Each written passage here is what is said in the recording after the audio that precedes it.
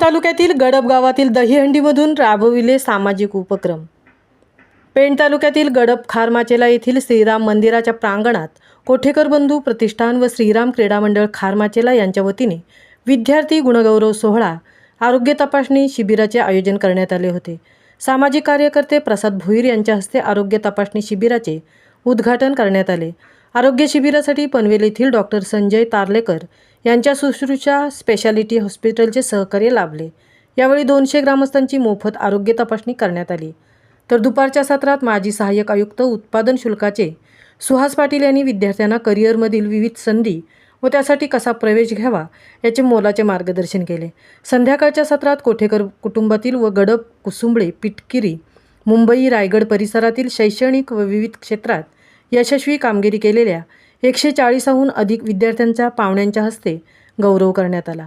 सत्कारासाठी Africa केनियाहून आलेल्या 2 भगिनींचा देखील यावेळी सन्मान करण्यात आला।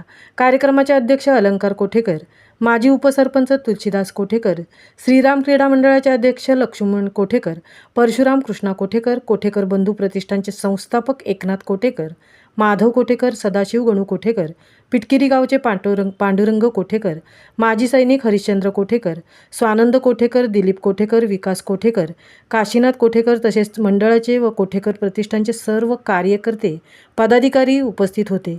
यावेळी कार्यक्रमाचे सूत्रसंचालन स्वराज कोठेकर यांनी केले। महामुंबईसह तृप्ती भोईर, गडब, पेण।